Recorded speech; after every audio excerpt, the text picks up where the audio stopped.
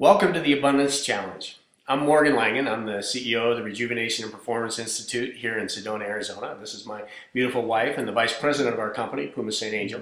This is our medical director, Dr. Dan Engel, who is an MD and also a psychiatrist. And today we're here to talk about a subject that for the last month we've really been talking about abundance, and now we're really bringing some clarity to this situation, why we're doing it, because we're coming into a very important time in our lives. We're coming into a time that everybody's wondering what's going to happen after December 22nd and what's the world going to look like at that point. And the reason that we got into this conversation is because of a dear friend of mine. I've been in a mastermind program for the past year, and we met Peter Diamandis, Dr. Peter Diamandis, and he wrote a book called Abundance. And Peter has the subtitle here that the future is better than you think. And it really started me wondering, is it really? Is the future better? Because I've got a lot of concepts that maybe things are not looking so good and the future could be a little bit dangerous for us. And during scary times, we lose our confidence. So I think that's what this whole series that we've created is about, building your personal confidence, and that's why it's so important. But Dan, you brought up an interesting point today. You looked in the dictionary and looked at the definition of abundance. Do you remember what that was? Yeah. Well, to recognize that when we say the word abundance, what's the feeling that comes over? The feeling is usually like, ooh, nice. Luxury. Yeah, I'm abundant. Right. And it's kind of this feeling tone of having stuff, stuff that makes me feel good. Well, it's essentially a quantitative description. It is that you have a lot of something, but it doesn't say what that something is. It's not qualitative at all. So it doesn't give you the feeling tone. Actually, you could have an abundance of Diseases. Right. Right. Yeah. Illnesses, poverty, chaos. You can have abundance of things that you choose or things that you don't choose. So it's this kind of both and situation that we'll talk about in a little bit. That's the positive side of abundance and the shadow side of abundance. Yeah, and I'd like to, a mentor of mine, someone who I followed for many years, Zig Ziglar, passed away. So he had some really fun quotes. And for those of you who don't know Zig, he was very famous in the sales and the motivation areas, kind of like Freud is to psychology.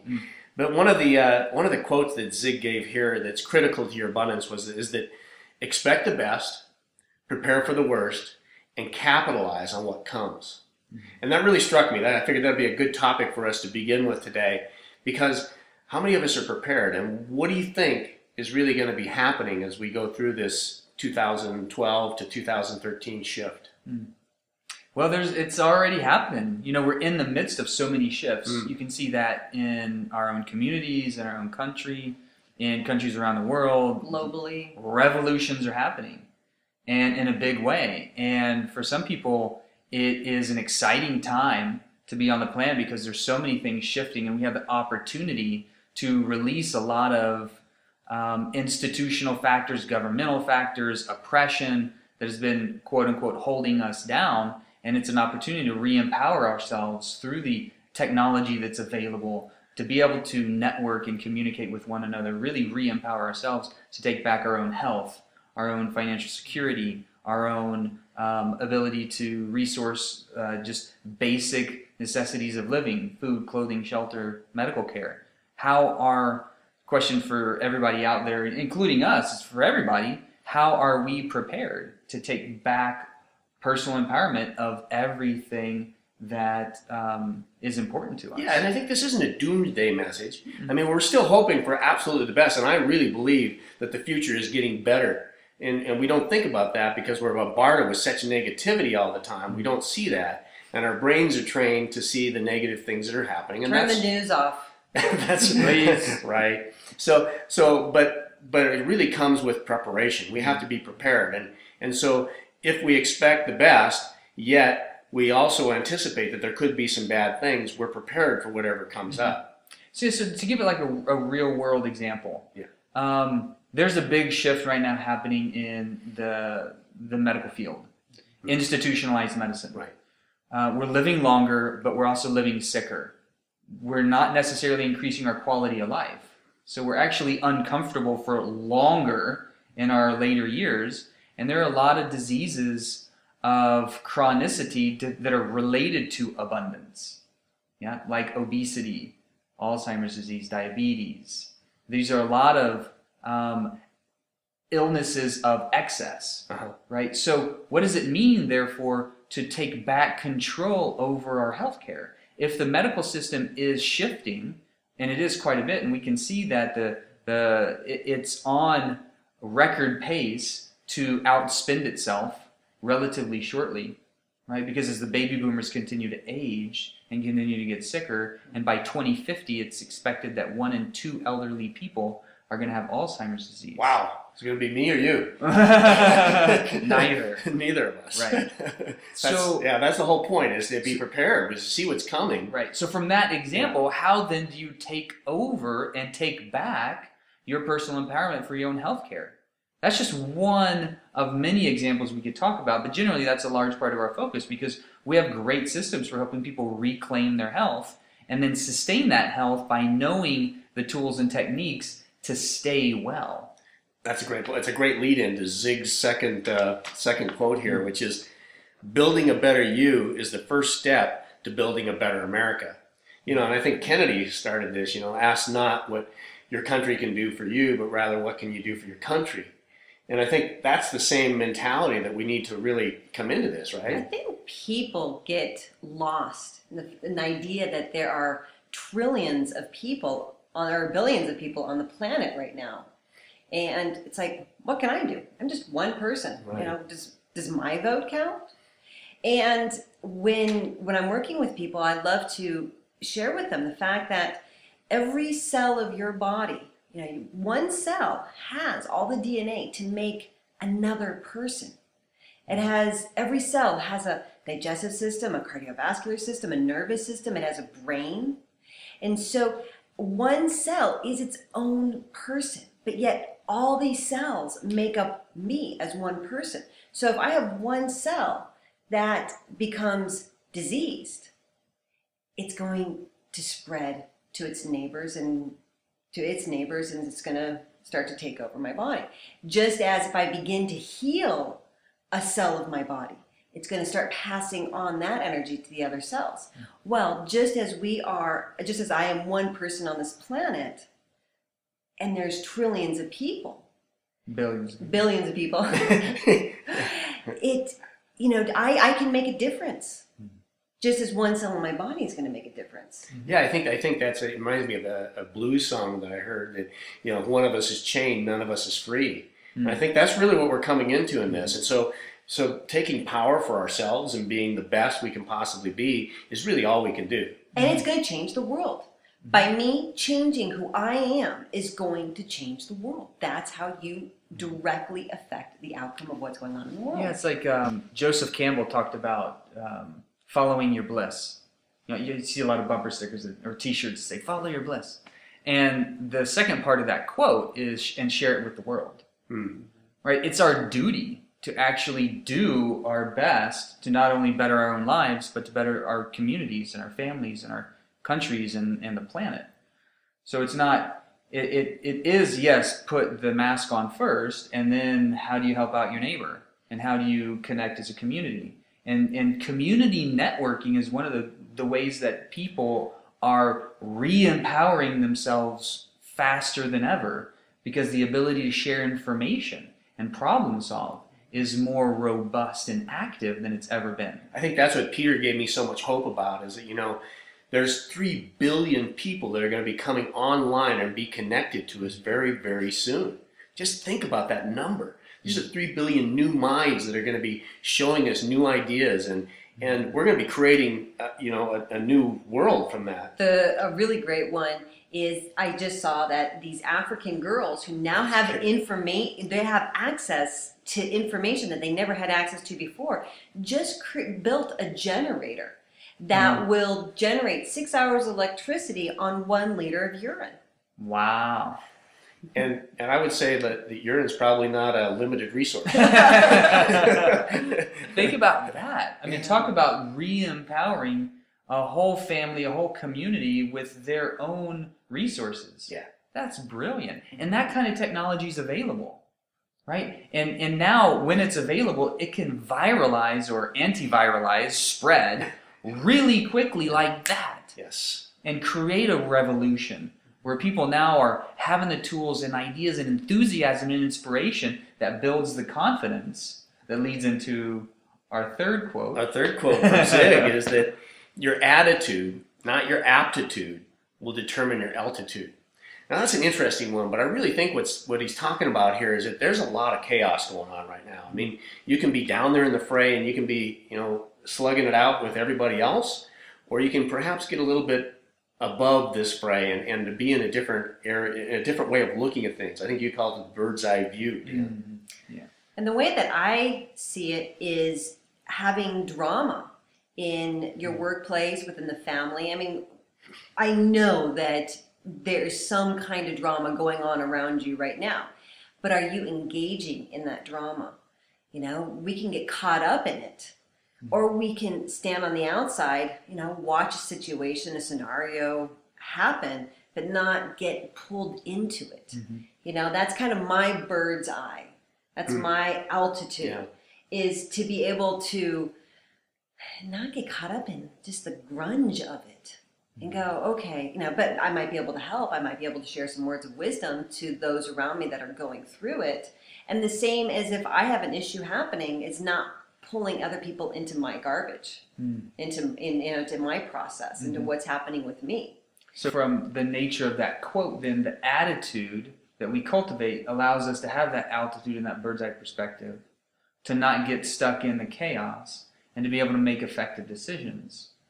And what builds that attitude for observation and confidence is having a survival strategy, being networked, being empowered, knowing that we have the tools and the necessary resources to do our best, because that's what we're always doing, our best in any given situation. So coming back to that first quote, we prepare for the best, but we prepare for the worst, but we expect the best. Yeah. Know that the best is happening, and know that we are infinitely empowered. And the powers that be that might try and keep the masses at bay or dumbed down or brainwashed, right? They may not want people to be networked and empowered and connected, right? So that we can problem solve and therefore have that confidence and know that we really do know how to take back our own personal health care, our own personal financial care, our own personal survival.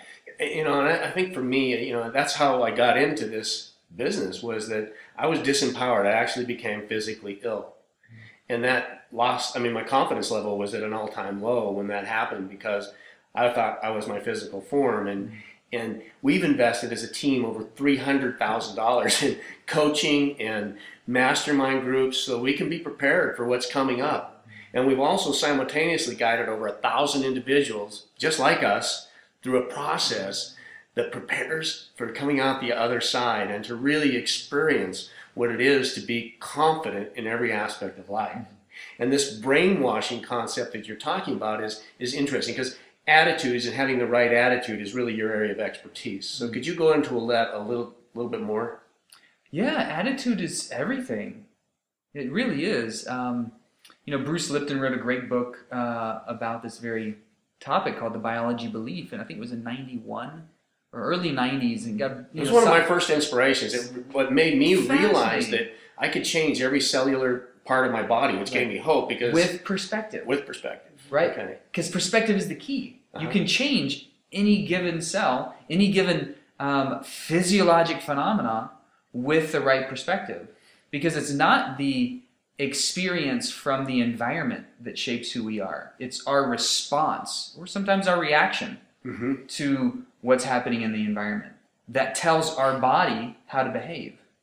Right? So just really briefly, his research showed that the brain of the cell is not the nucleus. It's not where the DNA is. The brain of the cell is actually the cell membrane on the outside, because the cell membrane gets the information from the environment. That's a very good point, because we're getting our information from the environment through our eyes, through what we're hearing, through what our friends are telling us, and it's scary times out there. Right.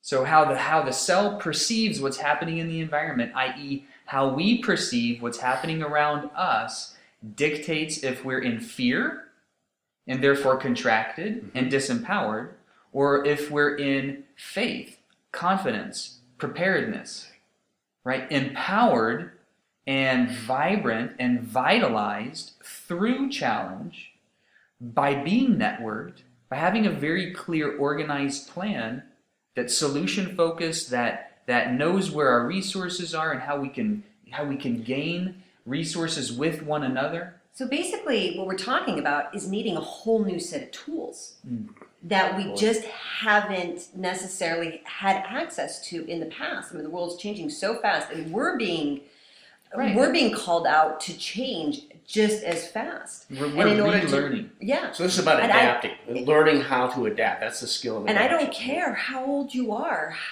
how experienced you are on this planet. We still need to be learning these new set of tools. Yeah. There's so much more information coming out. There's so much more information, and we have to respond and act differently to that information. Yeah, I'm just thinking about all the time we spent in school. The school's not really geared towards creative problem solving. Right. It's geared towards memorization of somebody else's perceived importance of algebra and arithmetic and basic sciences, all which are important, yes, but are we teaching our kids, are we teaching ourselves how to problem solve new situations and creative learning opportunities like these little girls in Africa? That was beautiful, right? That's their school. Their school is survival, and now using available information and technology to create a better, more empowered personal experience in their lives. That's fascinating. So this is the root of the brainwashing. I mean, it begins in the school systems, but we're also in an environment that's quite toxic. And when I talk about that, my friends think, that's, what can you do about that? I mean, my friends I refer to is not so much in the community of health consciousness, but in thinking that I'm a little bit on the fringe and that chemicals, pesticides, herbicides, fungicides aren't really affecting us. Right. If I can't see it, it's not there.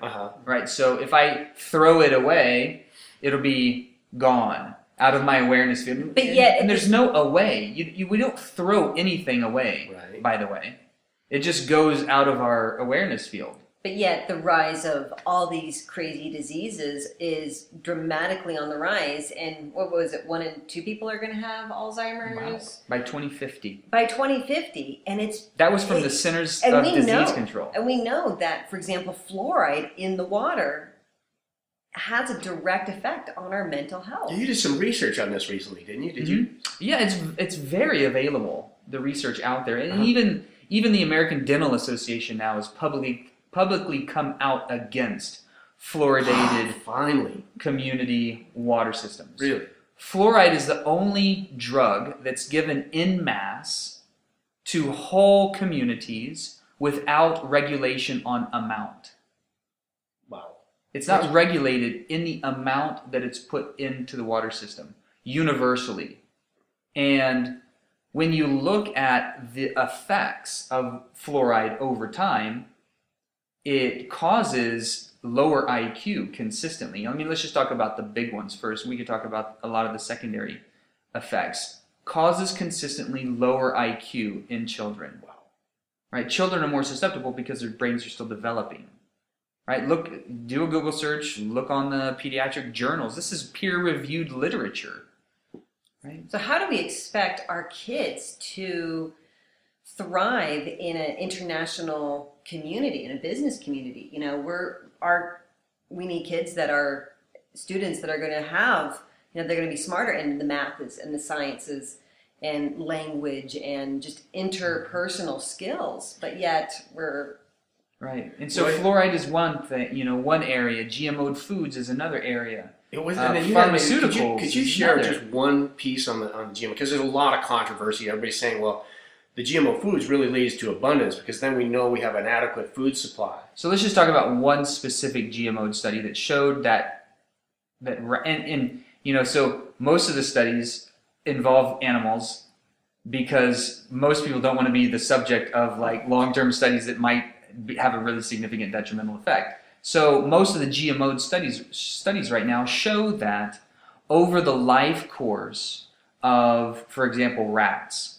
After 3 generations of rats only receiving GMO'd foods, they go infertile. Wow. No more babies. GMO'd foods aren't necessarily going to show a detrimental effect immediately, but they will show a long-term detrimental effect. They'll show genetic mutations, increased cancer rates, and infertility consistently. And this is known. You can find the data, especially if you go to the real big watchdog groups who are doing this kind of research, and we're going to show you some of this data in one of our coming videos.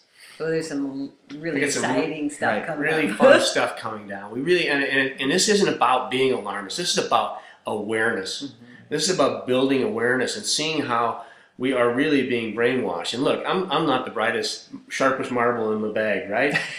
I grew up in Montana, and I really believe in my country. But there's some things going on that we have to be aware of here, folks. Mm-hmm. And this awareness, just building that awareness, becoming conscious of what's going on, reveals a shadow side. Mm-hmm. A shadow side that's happening with our apparent abundance that none of us are really paying a lot of attention to, because we're looking at the financial cliff that we're jumping off, and we always have a war out in front of us. We've got all these major things that we're really doing. So the real underlying thing of brainwashing that's happening to us is something that needs to be dealt with soon, immediately, right? Yeah. And we definitely are going to be helping to provide you with some really amazing tools in order to just process the change that's happening around us and to thrive. And we've chosen to step out to become leaders. We're choosing to step out, and this is our time. This is our time as a community to step up and to say what real abundance is. And like Dan said, abundance is just a quantity. And I want a lifestyle for myself and my family that's going to be truly abundance, and embracing a lifestyle that's going to elevate us as mankind to become kinder for each other and more adaptable. So this is where we're going with this, folks. I hope it really excites you as much as it does us, because we put a lot of time and effort and energy into this, and I think it's going to change your attitude. Totally. Right. When we're abundant in freedom and joy and compassion and generosity and confidence and connectivity and all of those things that we really choose to live our lives by, we have the infinite potential. And so many people in our country and around the world have forgotten that. And so many people are reawakening to that. Right? So this is simply a stimulus. It's a really effective and a good stimulus. So do stay tuned for some real eye-opening discussions about some of these things that we just started tapping into right now, and some really effective tools for regaining personal empowerment, creating that attitude that you're describing, and really living a life full of abundance that's directed by a personal choice. Well, and that's why I brought up the piece about me being from Montana, because I watched my family go through the process. They had a family farm that was generational. These were my cousins. This wasn't my direct family. And the corporate farming came in, and they basically couldn't compete any longer. And we lost our food supply. So it has a real personal thing to me. And when I look at that, it makes me really angry. I'm frustrated. And I see where we've gone, and it was all about abundance and producing more and becoming more abundant. And, these old methods weren't working. Well, that's why I say it's time for us to wake up, to get past this brainwashing that we've had and step into a new way of looking at ourselves and our world and being empowered as human beings and individuals. So this is where we're going, ladies and gentlemen. I hope you enjoy this journey, and it's going to be a one that's going to pull you through, not just leave you frustrated and go, oh God, now what am I going to do? We're going to give you solid, specific, and actionable items that you can move forward with your life. Thank you, everybody, and we look forward to playing with you more. Thank you. Yeah. Welcome to the challenge.